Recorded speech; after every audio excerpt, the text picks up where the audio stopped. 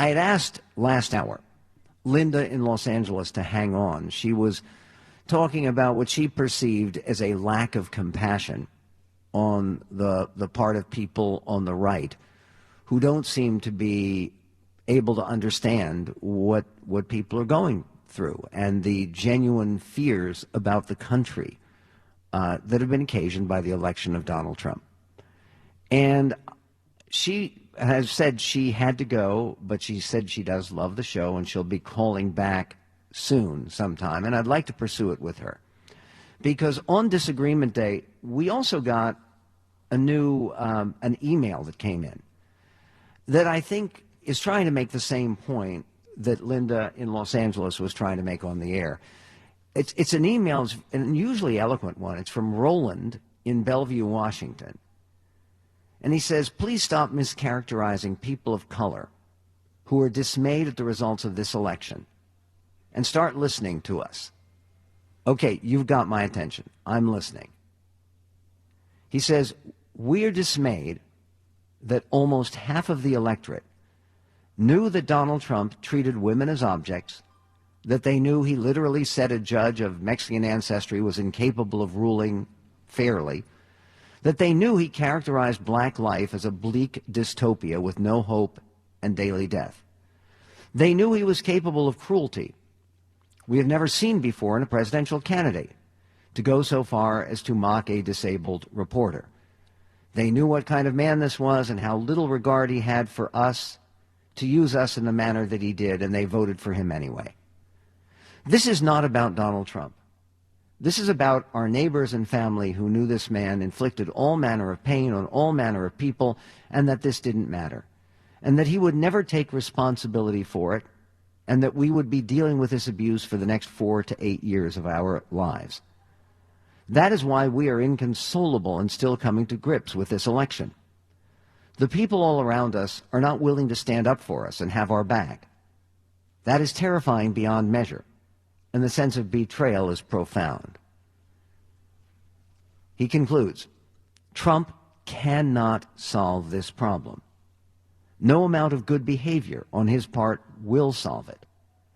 This is on all of those who voted for him to make right, and so far I see no one on the right coming forward in any way that indicates they care about what we are going through.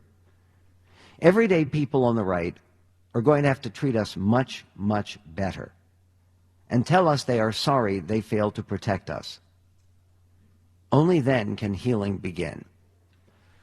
Okay, there's part of this note, which obviously is well thought out and it's heartfelt and it's eloquent, that I hear and that I can sympathize with. And part of it where Roland, when you say that everyday people on the right are going to have to treat us much, much better and tell us they are sorry they failed to protect us, what is it you want? I don't get it. Honestly, you're right. I am sure there are some people who voted for Mr. Trump who identify with the alt-right and with white supremacism and extreme groups, but it is a tiny minority of the 61 million people who voted to make this man president. The idea that his election reflects or voting for Trump involves some kind of betrayal of people of color, I think is specious and it's outrageous. Now let me just make another point that's very clear here. You say that Mr. Trump mischaracterized black life as a hellish dystopia. And yes, he did. But why did he do that? Why did he do that? It was his attempt to reach out to the black community, to win black support. And he made a point, much more of a point than most recent Republican candidates. McCain made the same point. Romney didn't so much. Trump did. He tried to campaign in black churches. Now, I feel that I agree with you. I think his approach was misguided to say, what the heck do you have to lose? And to characterize all of black life as a hellish failure. But the point of that was not to put black people down. It was to lift them up. It was to say, we can do better. Why would you want, given the fact that there are real problems in the black community, which you hear from black leaders all the time and is manifestly the case, why would you want some more of the same failed democratic leadership? That was the point that Mr. Trump was trying to make.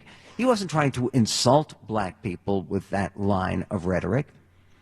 Now, look, I understand some of the emotion here, but the fear I don't understand. Because, again, we have a constitutional republic. We are not the United States of 1940. We're not the United States of 1950. We're not the United States when, well, for instance, I mean, just to mention one outrage, that black and white soldiers couldn't serve in the same unit. President Truman changed that. That's a long time ago. It's a long time ago. Do we still have racism in the society? We do, absolutely. And by the way, if you ask Mr. Trump, I think he would acknowledge that. And again, he did have prominent African-American supporters who have worked with him and have known him for a great period of time, and not just Don King, but him too. And I do think that your note and your expression of feeling does convey why it's so very important for President-elect Trump to include some people of color in his inner circle. And by the way, one of them is a friend of mine, Ken Blackwell, who I think will be receiving a top appointment from Mr. Trump as a former Republican gubernatorial candidate in Ohio. He was on the city council in Cincinnati. His wife was, or she still may be, chairman of the Board of Education in Cincinnati. And Ken is just a great and enlightened and articulate and frequent guest on this show, wonderful Republican leader. And it really is going to be more appropriate for some of those great black conservative leaders to try to make this point. But it has to be part of this process that Mr. Trump is going through, as he is on a very short schedule, growing into the most difficult job in the world. And I am sure, Roland, that you would hope for the kind of transformation that I think we're seeing right now.